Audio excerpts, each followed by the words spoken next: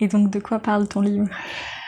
Alors ce livre, il a été pensé comme un éloge de l'adolescence, pas seulement au sens d'un âge bien précis constitué entre 14 et 16 ans, mais de l'adolescence comme ce geste de la souveraineté, en fait, ce besoin qu'on a tous dans nos existences de venir conquérir, reconquérir nos souverainetés de sujets à part entière.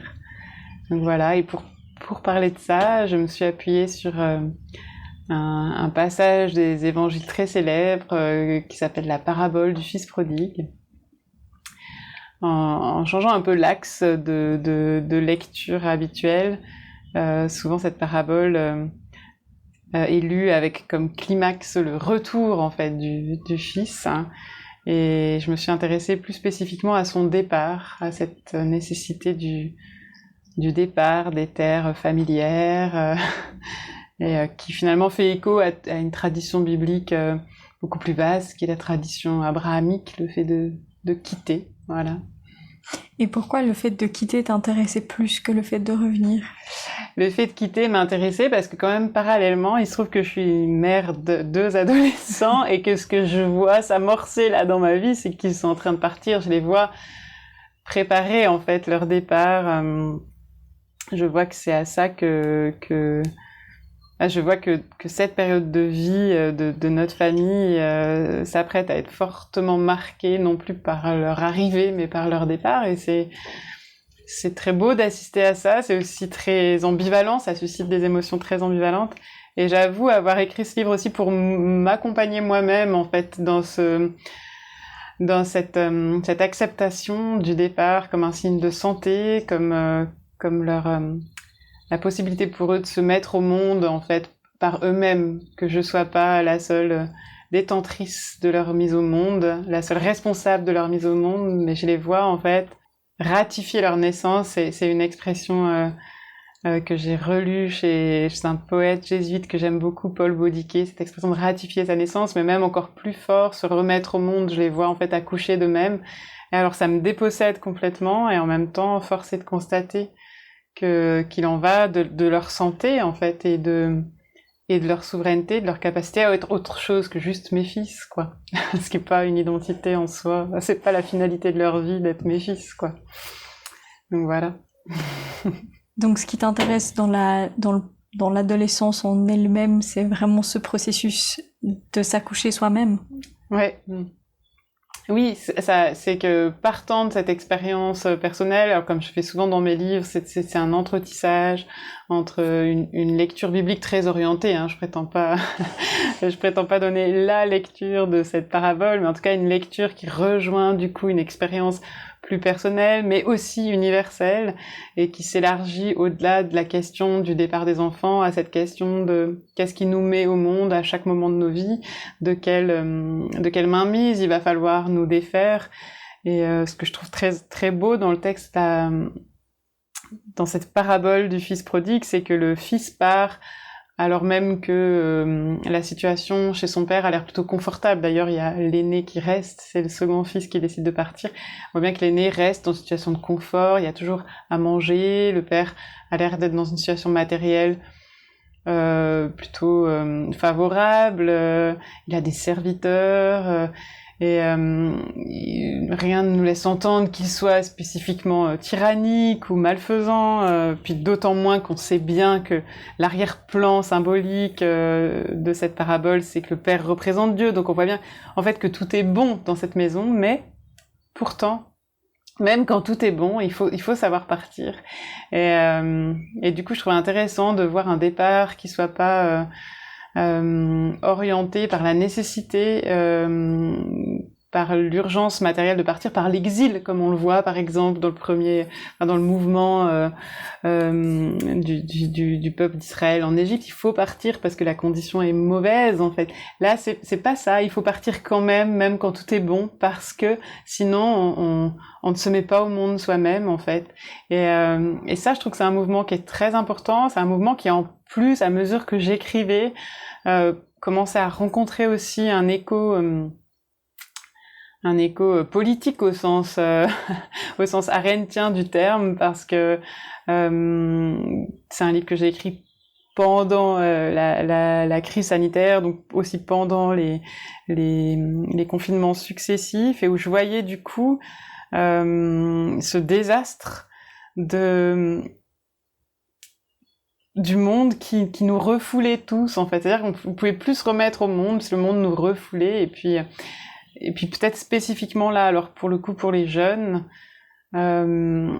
cet âge où tout à coup tout leur centre de gravité en fait est tourné vers l'ailleurs, vers l'expérience d'autre chose, vers la possibilité aussi de confronter si ce qu'ils ont entendu à la maison est propre à la maison, si ça vaut encore, si ça tient encore dehors, enfin, et que de ce mouvement-là, qui est vraiment un mouvement hyper important, bah ils étaient refoulés. Et ça, je pense que c'était pour moi, je l'ai pas vu pendant que j'écrivais, mais du coup, c'est aussi un livre auquel que je me suis d'autant plus attachée qu'il se trouve qu'il est sorti à un moment où plus rien ne pouvait sortir, puisqu'on était tous confinés, et que c'est bien de ça dont ça parle, et avec cette grande question en arrière-plan, du coup plus politique, de dire qu'est-ce qu'on a fait à la jeunesse, en fait, en dépit de toutes les précautions qui pouvaient s'imposer, et dont je comprends le sens, mais avec cette question, est-ce qu'on n'a pas fait encore plus de mal à la santé de toute une génération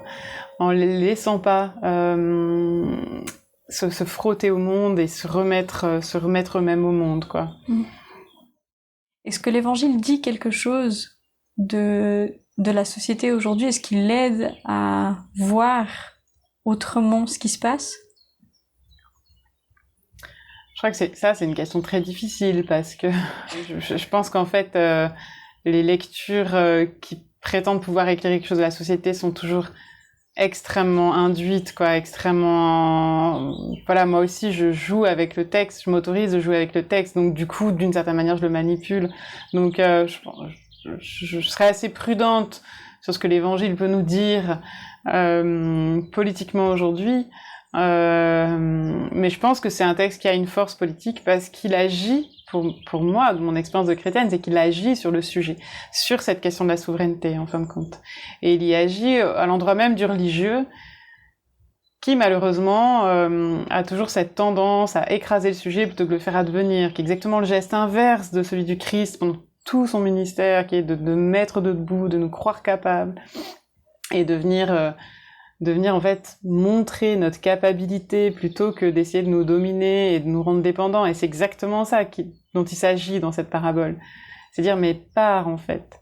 D'accord, pars. Je te donne ta part pour partir, c'est ça.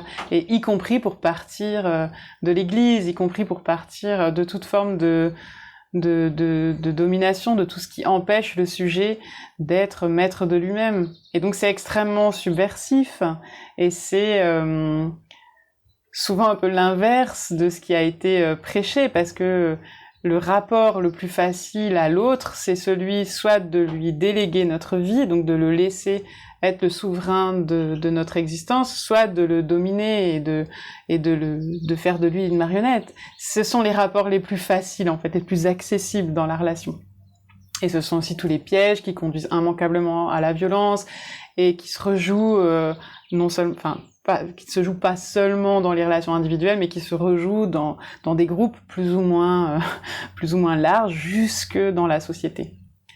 Donc voilà, et on voit bien que c'est à cet endroit-là en ce moment que ça coince au niveau politique, qu'il y a quelque chose qui s'embourbe en fait sur à la fois cette possibilité matérielle et reposante de déléguer les grands choix de société, et en même temps cette insatisfaction de voir un petit groupe humain qui a de la peine à représenter la diversité d'une société pour faire des choix qui puissent, si ce n'est conduire à un consensus, au moins produire une forme de consentement. Et on voit bien que c'est là que ça rappe, mais on accuse beaucoup, du coup, les politiques d'être dans ce rapport de domination, mais je trouve que ça nous interpelle tous sur notre facilité à nous laisser être dominés aussi par la délégation, par toutes les responsabilités qu'on prend pas et que du coup par automatisme on laisse à d'autres. Et voilà, la question c'est est-ce que nous sommes tous à un moment donné vraiment remis au monde avec cette part d'arrachement, avec la part de solitude qui convient aussi d'apprivoiser et qui est un long chemin. Est-ce qu'on n'est que dans cette espèce d'affect régressif de vouloir de nouveau avoir une maison où on décide pas grand-chose, mais au moins on a besoin de rien, enfin... Et du coup, tu as appelé ton livre Les Grandissants. Pourquoi Les Grandissants? C'est une idée de Mathieu. Merci Mathieu. Ouais. Et en fin de compte, j'ai gardé cet aspect très scolaire quand j'écris à partir d'un texte, de faire une petite enquête sémantique, de faire ma petite exégèse aussi, d'aller vérifier le texte dans le grec, qui est d'ailleurs un texte truffé de surprises et un texte extrêmement riche sur le plan de la langue en fait, cette parabole. Et puis du coup, je suis aussi allée vérifier finalement quelle était l'étymologie du mot adolescent. Je m'étais jamais posé la question. C'est un mot qu'on utilise, qui a l'air complètement acquis, dont l'usage est complètement acquis. Et j'ai découvert, ou alors j'ai redécouvert, je sais plus, à cette occasion, que ça venait du coup du verbe latin qui signifie grandir et que c'était son participe présent en fait. Donc littéralement, un adolescent, c'est un grandissant. Et finalement, après, la question se pose, y a-t-il un moment de notre vie où on n'est pas des grandissants ? Et je trouve ça magnifique de les regarder plutôt comme ça, en fait, plutôt qu'avec tous les clichés qui accompagnent cet âge, clichés qui n'ont pas toujours volé. Je veux dire, évidemment, il y a souvent beaucoup de maladresse, c'est un peu, de temps en temps, l'adolescence, c'est aussi l'âge des gros sabots, c'est pas toujours non plus tout à fait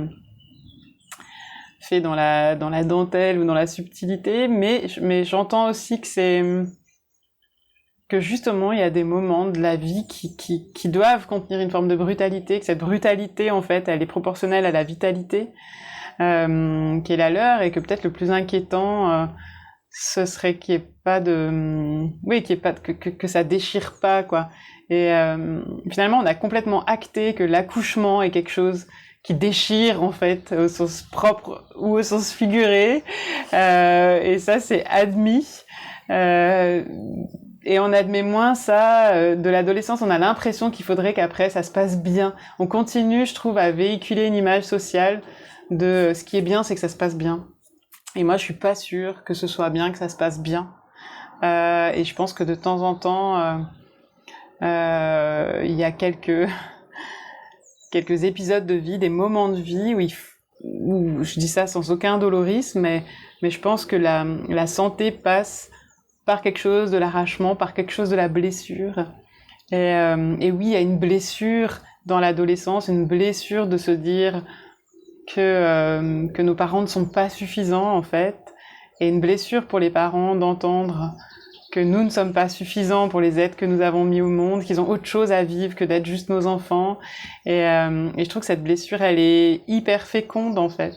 Et donc, c'était ça que j'avais envie de dire par amour pour mes fils, tout simplement, si je me retranche sur le côté un peu clanique de cette histoire, mais plus généralement par estime pour tous ces élans de nos vies où on accepte la blessure, pour aimer différemment, pour aimer peut-être aussi mieux, pour aimer sans s'accaparer, pour distinguer en fait l'amour d'une forme de possessivité, d'une forme d'empreinte. Donc voilà, c'est toutes ces questions qui n'ont pas d'âge pour être posées en réalité. Du coup, j'avais une dernière question sur le processus d'écriture. Comment tu écris ? Est-ce que c'est une nécessité, et dans quelles conditions tu te mets pour écrire ? Alors, c'est fatigant d'écrire, et puis j'en ai pas la stricte obligation d'un point de vue matériel. Je me suis toujours débrouillée pour pas être dépendante en fait de ce que je produisais pour vivre. Pour moi, je ne considère pas cette activité comme un métier dans ma vie. Donc quand je le fais, c'est que c'est que quelque chose s'impose, oui, parce que sinon c'est toujours plus facile d'aller se promener que enfin voilà, c'est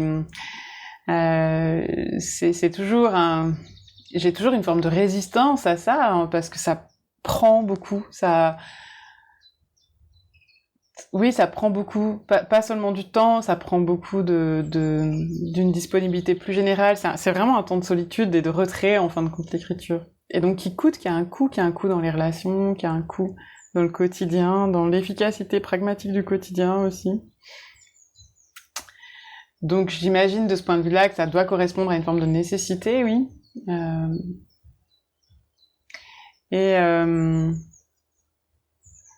Et après, moi, je suis très lente dans la maturation et très rapide dans l'exécution. Donc, je vais vraiment prendre beaucoup de temps pour cuisiner en amont, pour préparer, pour laisser monter aussi une forme de désir, et puis vraiment voir si le temps valide ce désir ou si c'est juste un feu de paille. Donc le temps va agir là-dessus sur une question de discernement et après, par contre, quand je m'y mets, j'ai tellement pensé, en fait. J'ai tellement écrit en marchant. Moi, je marche beaucoup. Et je suis dans un environnement, en fait, qui est fait pour marcher.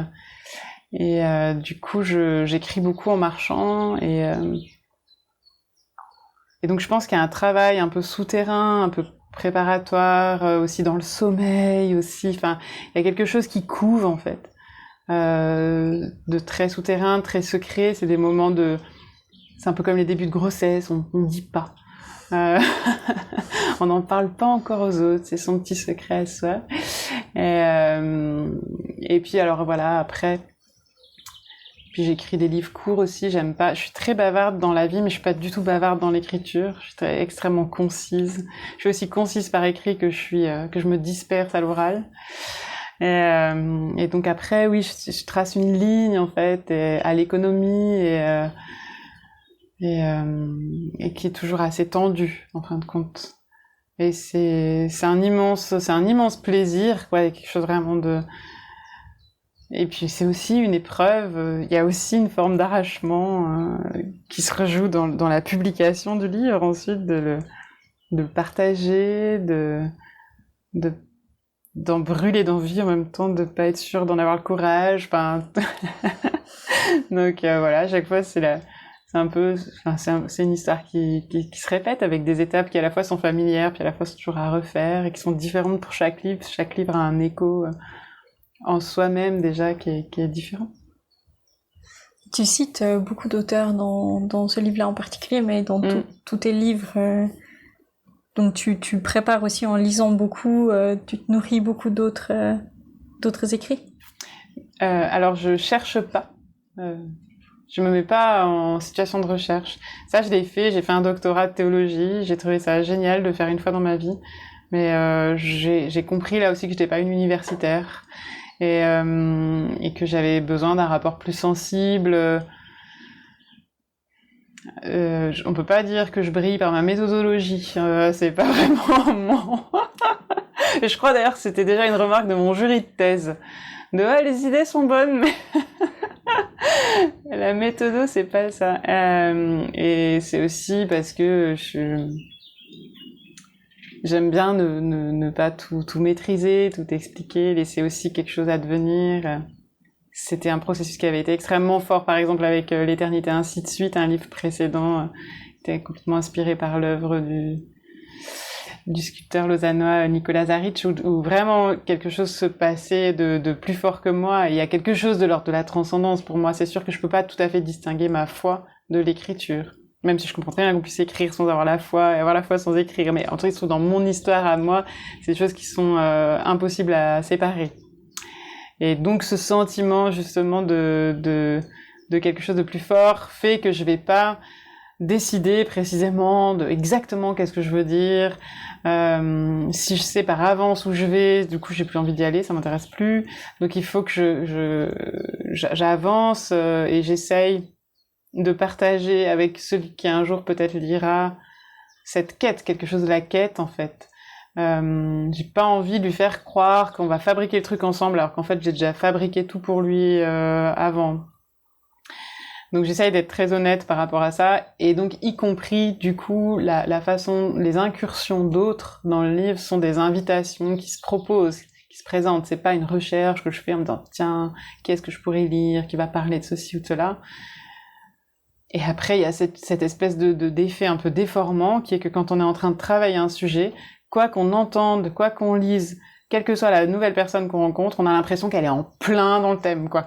Et ça, alors moi j'ai un pouvoir d'analogie jusqu'à la distorsion, donc il y a rien qui peut m'arrêter sur cette voie-là. C'est-à-dire que du coup je fonctionne en rhizome et je lance mes ficelles. J'ai l'impression que tout match.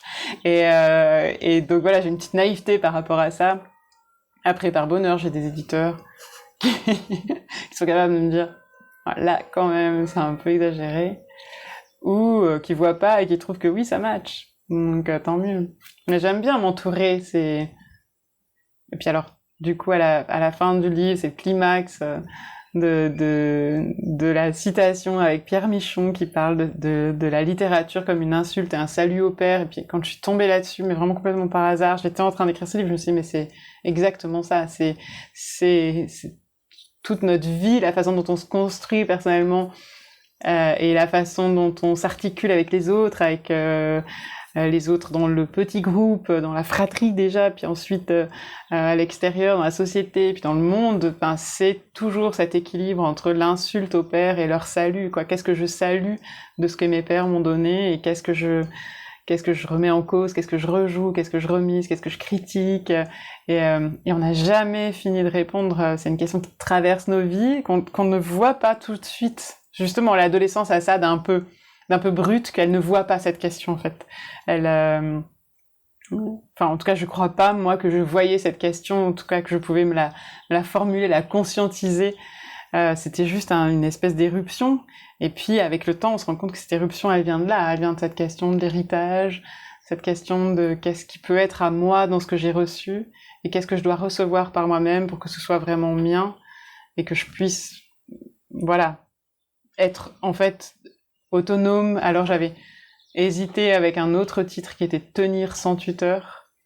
Parce que pour moi, l'idée, c'est ça. Ça veut pas dire ne pas avoir de tuteur, n'en avoir jamais eu, ne pas avoir de référence, évidemment, mais c'est de dire est-ce que je peux tenir sans tuteur. Et c'est pas une apologie de la totale autonomie. Je crois beaucoup en notre interdépendance à tous, mais je crois que pour pouvoir aimer, il faut quand même cesser d'avoir un besoin vital de l'autre, et que du coup, c'est aussi un livre sur la question de l'amour, quoi. Et comment l'autre n'est pas seulement une ressource pour moi, mais aussi juste la gratuité d'un lien qui doit du coup dépasser cette question ou complètement assumer la question de la dette, en tout cas la travailler, quoi. Ouais.